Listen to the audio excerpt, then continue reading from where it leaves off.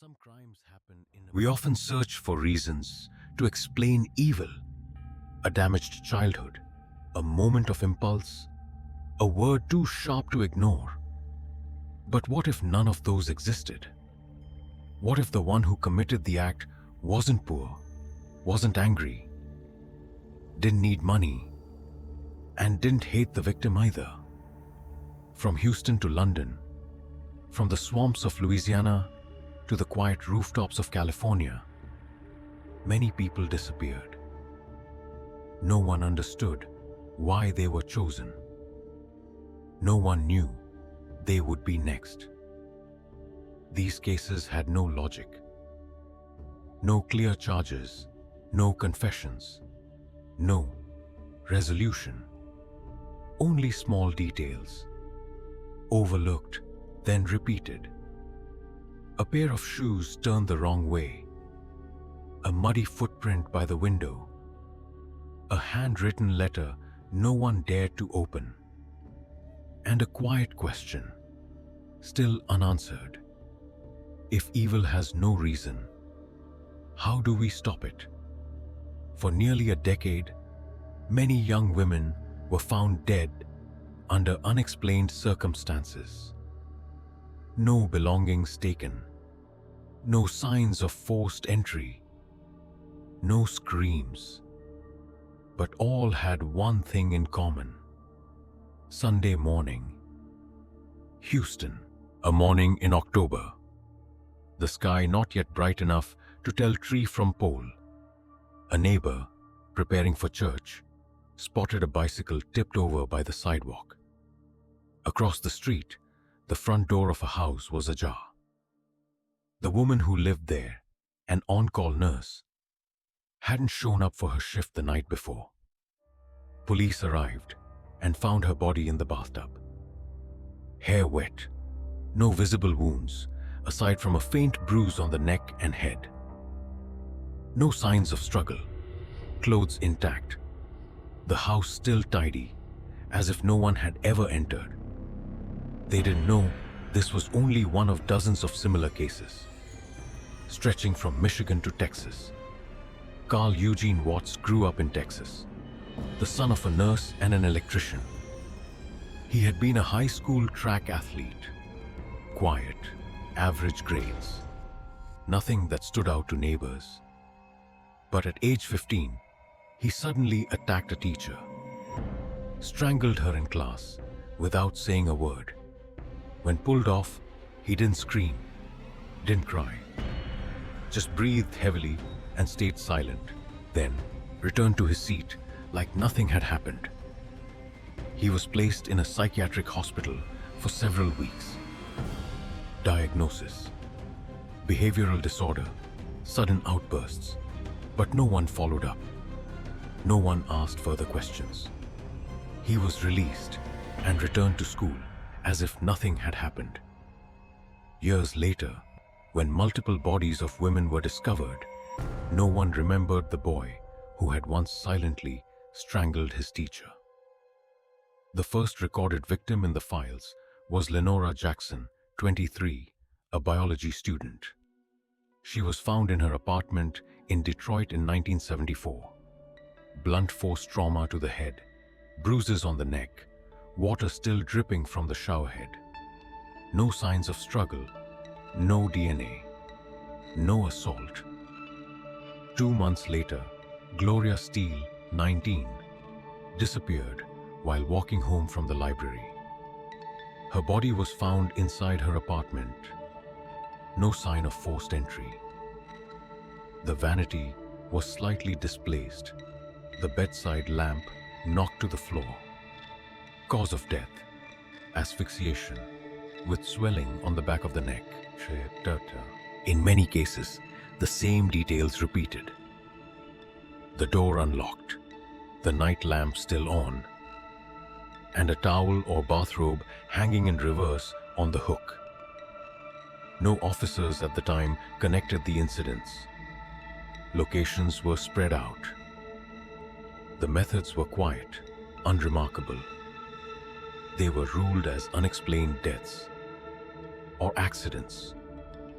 some not even thoroughly investigated. Watts left nothing behind. He didn't steal, didn't use weapons, didn't pause to look back. He entered within a span of 10 to 20 minutes, killed, and left, as if he was simply doing something that needed to be done, then moved on. The next Sunday, another person didn't show up for work. Then another didn't answer the phone. No one suspected anything, because there was nothing to suspect. The only case that brought Watts into view happened in Texas in 1982. A woman named Lori Lister survived. She was struck on the neck while unlocking her car. He tried to drag her toward the grass, but nearby witnesses saw what was happening. He fled on a bicycle. Lori described him: a tall black male, silent, eyes devoid of expression. A patrolling officer later noticed a man matching the description, riding a bicycle nearby. Quiet, unhurried. He was arrested. The name on the documents: Carl Eugene Watts. At first, police could only charge him for the assault on Lori.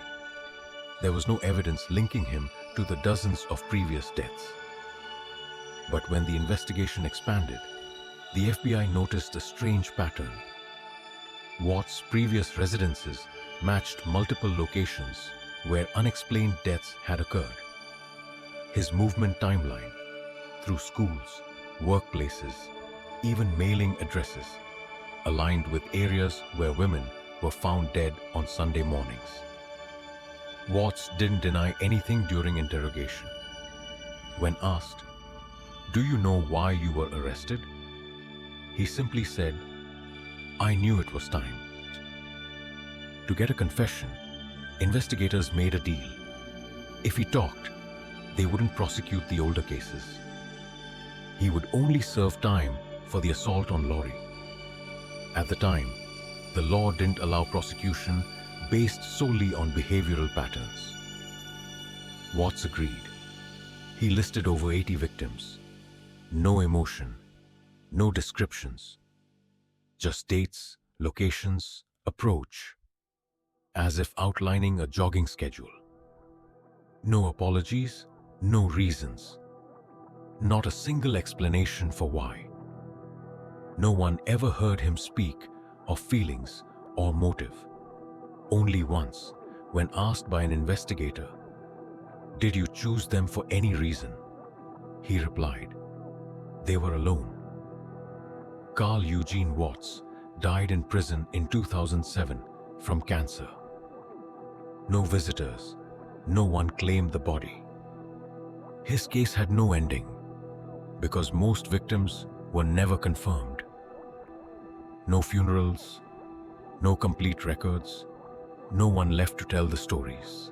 Only silent apartments in the early morning, towels hung in reverse, and a gaze no one could describe clearly, because no one lived long enough to see it closely. Carl Eugene Watts left nothing behind. No letters, no expressions, no final words. Only an invisible schedule, repeating every Sunday morning, and houses where time seemed to stop just minutes before death. But not everyone kills, then walks away. Some stayed much longer. They talked, persuaded, led the victim into a vehicle. No force at first, no banging on doors, no break-ins, just stood there, smiling and promising. In southern Louisiana, among muddy roads, scattered houses, dim yellow lights, a heavy-set man living alone often went out at night, and every time he returned, someone else didn't. Southern Louisiana has no distinct winter, only thick moisture clinging to surfaces, mud soaking through fabric, and streetlights casting blurry halos over empty roads. Between 1997 and 2006, the bodies of several men were found in places like these, under bridges, by the roadside, in shallow ditches. No one was robbed. No one was brutally beaten. No one cried out. But they all had things in common. Ligature marks around the wrists, mud that hadn't yet dried, and death by asphyxiation face down. No ropes were taken. They were loosened, untied, and placed beside the body, as if left to be seen, but never fully understood. Ronald Dominique lived alone in an old trailer in Houma, Louisiana. He walked with a limp, breathed heavily, had no close friends. Once worked as a grocery store security guard. Then quit due to back pain. He had been arrested for petty theft and accused in a same-sex assault case. But the charges were dropped for lack of evidence. No one asked many questions. People were used to seeing him ride his bike at night, silently, part of the background of this small town. He didn't seem suspicious, just Ostas, unremarkable. The first confirmed victim was David Mitchell, 19. His body was found beside a dirt road, wrists bound with rough rope. No blood, clothes intact, no signs of restraint. His family said David had no reason to be in that area. He lived over 30 kilometers from the scene. Police couldn't explain why he was there, and the case was labeled undetermined cause of death. In the years that followed, the deaths continued. Gary Pierre, 21, found at the edge of a ditch with nylon marks on his wrists. Kurt Cunningham, 31, tied with shoelaces. Michael Vincent, 38, discovered near a landfill, arms bent unnaturally, as if he had been dragged, then dropped. They didn't know each other. Some were homeless, some were gay, some were just young men in the wrong place. No connections, no motive, no anomalies. And because of that, no one saw a pattern. It wasn't until 2005 that a survivor began to expose it. A man named Ricky, name changed, told police he had nearly been strangled inside a van.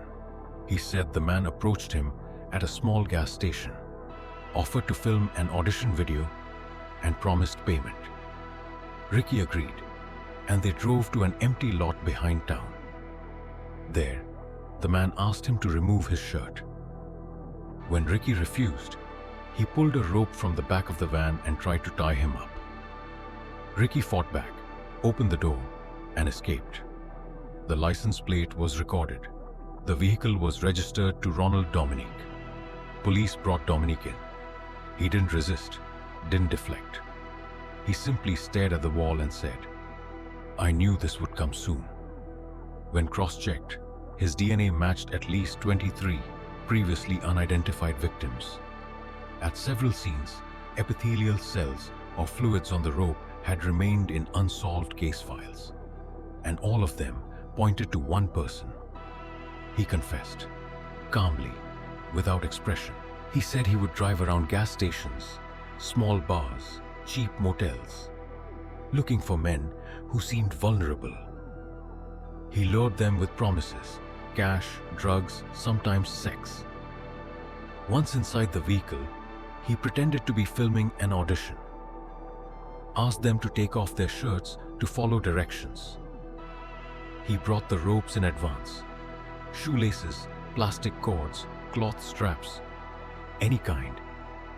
When they let their guard down, he tied their hands behind their backs, strangled them by hand or with the same rope.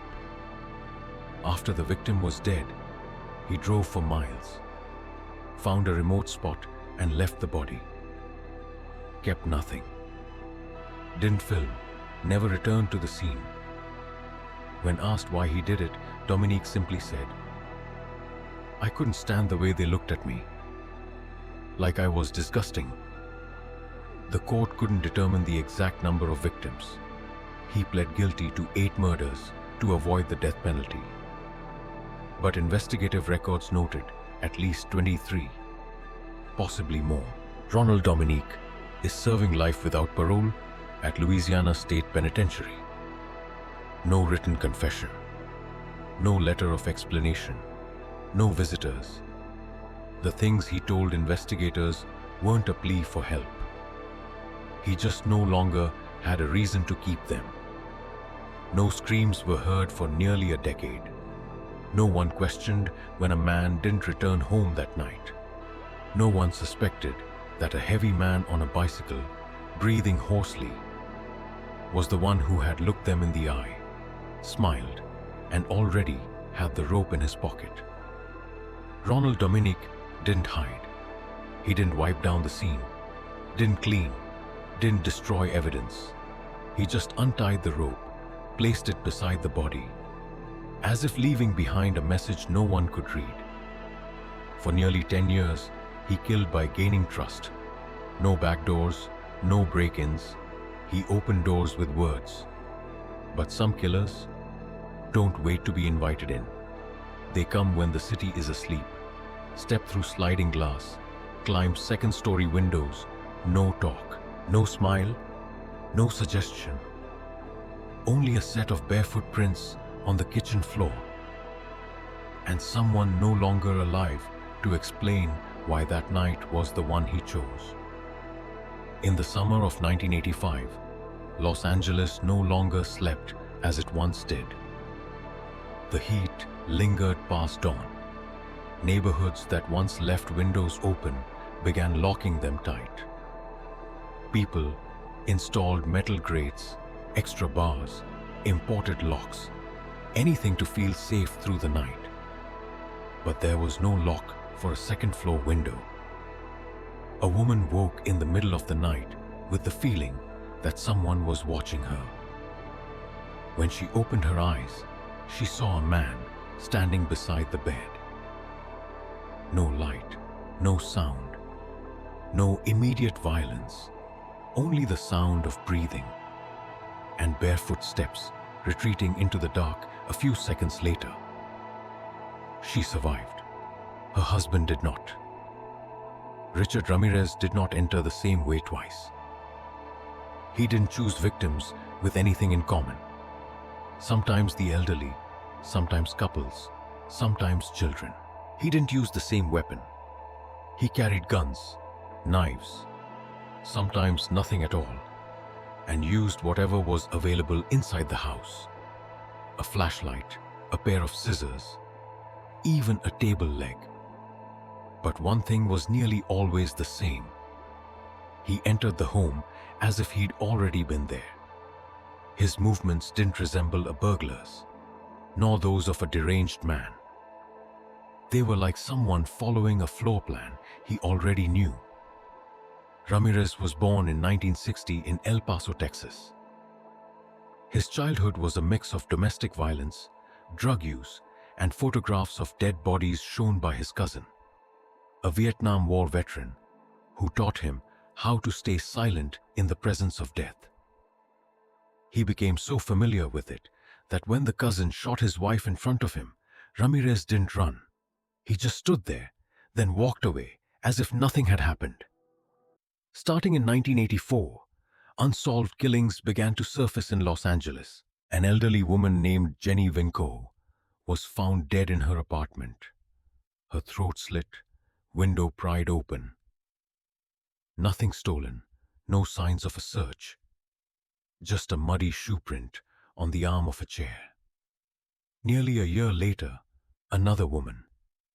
Same circumstances. Police didn't link the cases. They hadn't given the pattern a name. There was no connection, except the silence. Then, in March 1985, things became clearer. Not because he changed, but because he stopped hiding. Ramirez began killing more frequently. Some victims were shot, others stabbed, some tied up and left alive. He didn't take money, didn't wipe prints, sometimes left the door open. One survivor said he whispered something while standing by the bed. Not loud, not threatening, Just a voice from the dark. One detail allowed police to start tracing him. An Avia sneaker print. A rare model, same size, found at 3 different scenes. The shoe print didn't identify him, but it confirmed that the cases pointed to one person. Ramirez didn't avoid attention. His break-ins grew bolder. He once drove a stolen car through a crowded street. Another time, he used a credit card taken from a victim to buy gas, caught on camera. His image was released to the public. On August 30, 1985, a woman in East Los Angeles spotted him on the street. He ran. Residents gave chase. He was caught, unarmed, didn't resist. At the station, he looked directly at the camera and said, "Hail Satan." The trial lasted nearly 4 years. He was convicted of 13 murders, along with numerous other charges. No attorney could explain why he killed. No psychiatrist could pinpoint a specific disorder. Only one conclusion remained: repetitive behavior, no clear motive, no expression. Ramirez did not seek leniency. He showed no remorse. He stated plainly, "Death is always with us. I love it." Richard Ramirez died in prison in 2013 from cancer. No one claimed the body. No one kept the ashes. Nothing remained except a pair of Avia sneakers in an evidence locker. And a city once gripped by fear, never certain who would be next. And sometimes, on summer nights, people still wake with the feeling of being watched. They see nothing, but still wonder. If someone had once stood beside their bed, in a moment they can no longer remember. Richard Ramirez left behind a footprint. A large-size Avia shoe, mud dried around the sole, became the only mark connecting him to the homes where the lights never came back on. Police had a composite sketch, a living witness, DNA, a confession, fragmented, defiant. But one figure, nearly a century earlier, left behind nothing but presence. Blurred, torn, and untraceable. No portrait, no medical file, no clear description. Only bodies opened in the fog, and letters no one could verify. He wore no shoes, or if he did, no one ever noted them. He didn't speak, didn't flee, was never chased, and never caught. Only his name, born out of shadow, still lives in the open files of a city that has never fully slept since that night. London. Autumn 1888. Fog fell like a layer of ash across low rooftops, weighing down the air already thick, damp, and heavy in the East End. Dark alleys linked cheap lodgings, all-night pubs, rooms without locks, where the poor, sex workers, the unemployed, and the unnamed crowded together. Whitechapel, under the twisted glow of gaslight, never truly slept. And from there, a series of deaths began. Without warning, without reason. In the early hours of August 31st, the body of Mary Ann Nichols was found along Bucks Row. Her skirt pulled up, legs straight, throat cut nearly through. No blood on the road, only around the body. No scream, no witnesses. She had once been a wife, a mother, but had fallen into homelessness, surviving on coins earned each night. The evening before, she had been turned away from a lodging house, short 4 pence. The last person to see her said she replied, "I'll get it. I still look good." Less than a week later, on September 8th, Annie Chapman, 47, was found in the backyard of 29 Hanbury Street. Her throat was slit, her abdomen opened, her uterus missing. Her clothes were disturbed, but the body appeared arranged post-mortem. No one heard a thing. A neighbor testified to hearing a soft knock against the fence at 5 a.m. Not loud enough to raise alarm. The examining doctor wrote in the report, "The knife used was sharp, firm, at least 15 centimeters in length. The cut was made in a single motion. No hesitation." The press began to speak of a killer. Names changed from one newspaper to the next. Leather Apron, East End Fiend. Then came a letter to the Central News Agency, written in red ink, starting with mockery and ending with a signature, Jack the Ripper. The letter described how the next victim's ear would be cut. Police kept that detail from the public. But 3 days later, Catherine Eddowes' ear was found removed. On September 30, 2 women were discovered within an hour. Elizabeth Stride was killed in Dutfield's yard, throat cut, but the body left untouched. Authorities suspected the killer had been interrupted. Minutes later, Catherine Eddowes was found in Mitre Square, throat cut, abdomen opened wide, left kidney and ear removed. In a nearby alley, a piece of the victim's blood-stained apron was found, and on a brick wall above it, someone had written, "The Jews are the men that will not be blamed for nothing." Police ordered it erased that same night. No copy made, no photograph, no evidence. On November 9th, Mary Jane Kelly, 25 years old, became the final victim. She lived alone in room 13, Miller's Court. When the landlord didn't receive payment, he looked through the window, then stepped back. Police forced the door. Inside, the body had been torn apart, organs placed around the bed, the face cut beyond recognition, the heart missing. The door had been locked from the inside. No one understood how he had left, or how long he had been inside. No one was arrested. No one had enough evidence to be held. Witness descriptions didn't match. Some said tall, some said short. One recalled a black beard. Another remembered an Irish accent. Some said they never heard him speak at all. In the files, police listed nearly 200 suspects. None were brought to trial. Another letter arrived, this time sent to the Whitechapel Vigilance Committee. It contained half a human kidney preserved in ethanol. Alongside it, a handwritten note bearing the words, "From hell." No fingerprints, no way to confirm. Everything was folded up, filed away, and left there. To this day, the true identity of Jack the Ripper has never been determined. No face, no known address, no one ever heard him confess. He wrote no journals. No one saw him sit. No one saw him walk. Only the bodies, opened, rearranged, and left behind like a quiet statement. He had been there. Whitechapel would eventually change.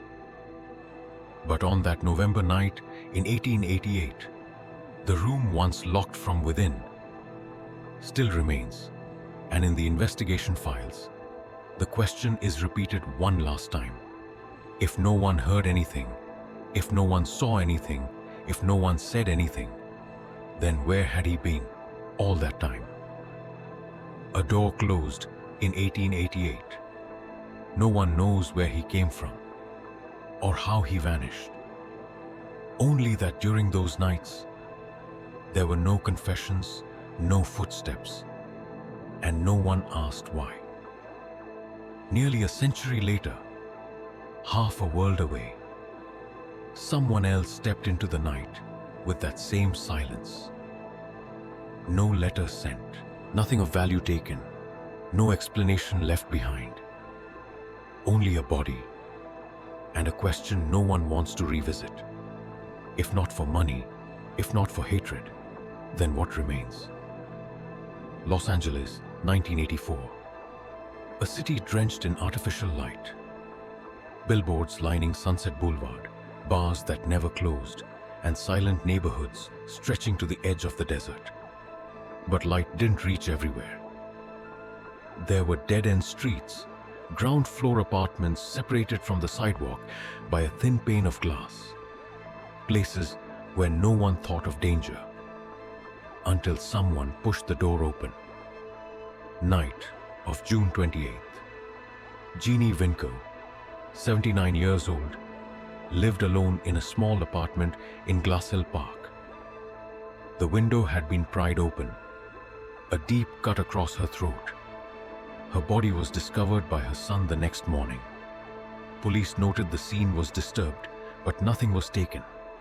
No fingerprints, only a dusted footprint at the head of the bed. Faint, not enough for analysis. No one called it a series. No one connected what would come next. In March 1985, a 9-year-old girl was abducted from her bed, taken far from her neighborhood, assaulted, then released, still alive. No one suspected that the man who attacked the child was the same one silently moving through other homes. Between mid-March and August, Ramirez committed more than 13 killings, along with numerous assaults, break-ins, and acts of torture across Monterey Park, Rosemead, Whittier, Arcadia, Burbank, and beyond. There was no pattern. Some nights saw 2 attacks hours apart. Victims were shot with a .22, stabbed, strangled, beaten with hammers, iron rods, electrical cords. Some nights, he brought metal cuffs.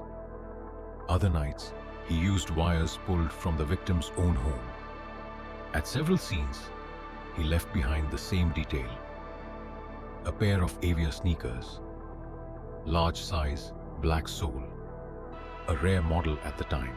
Forensics determined it was a limited distribution shoe. Fewer than 1,300 pairs sold nationwide, only a few dozen in California. This became the only link tying the crimes together. But during that time, no one believed the attacks were connected. Local police departments conducted separate investigations. There was no unified data system. Each jurisdiction kept its own records. Evidence led nowhere. Fingerprints didn't match any in existing files. Blood samples, when available, were insufficient for genetic analysis, and no surviving witness had been coherent enough to give a full account. Eventually, some survivors began offering fragmented details. A 61-year-old woman said, "He spoke English, smelled like cigarettes, eyes wide open. I can't forget those eyes." An 8-year-old child recalled, "He asked where the bathroom was, then he took an orange from the fridge. Before leaving, he said, 'Don't tell anyone, Jam.'" A composite sketch was compiled from various reports. A young man with long dark hair, discolored teeth, wearing dark clothing. But in Los Angeles, there were thousands like that. Police withheld the sneaker evidence, waiting for a match. After the March 20th attack on the Zazzara couple, where the victim's eyes had been removed, they knew the violence was escalating, and he wasn't stopping. In August, Ramirez left Los Angeles and attacked a couple in San Francisco. But the sneaker print appeared again. For the first time, the San Francisco Police Department and LAPD began to work together. They started drawing connections. Same shoe, same method of entry, same types of weapons. Authorities kept the suspect list confidential, but the San Francisco mayor inadvertently mentioned the sneaker print at a press conference, prompting Ramirez to switch footwear in subsequent attacks. The turning point came from a failed attempt. On August 24th, 1985, in Mission Viejo, Ramirez broke in, but a resident woke up and caught a glimpse of the license plate on the orange Toyota he used to flee. The plate was written down and reported to police that night. The car was found days later, abandoned in Koreatown. Inside, investigators discovered a clear fingerprint on the rearview mirror. This was the breakthrough. The print was rescanned, and this time there was a match. Richard Ramirez, 25 years old, a record of theft, drug use, previously arrested in Texas. His photo was released immediately. On August 31st, newspapers printed his face on the front page. This is the man police call the Night Stalker. That same day, Ramirez returned to Los Angeles. Unaware he'd been identified. He walked into a small grocery store in East LA. The clerk recognized him and quietly contacted police. Ramirez saw the newspapers on the rack, saw his own image, and ran. People in the neighborhood chased after him. Some carried sticks. Others blocked his path with cars. One man struck him with a brick. He was finally subdued. Blood running from his forehead, his hands bound, before police arrived. Throughout the investigation, Ramirez did not cooperate. No confession, no resistance, but also no explanation. He remained silent, as if there was nothing worth saying.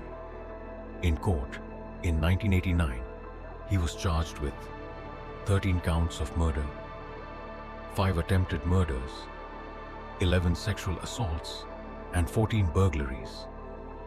The trial lasted 4 years. It cost over $1.8 million, the most expensive in California at the time.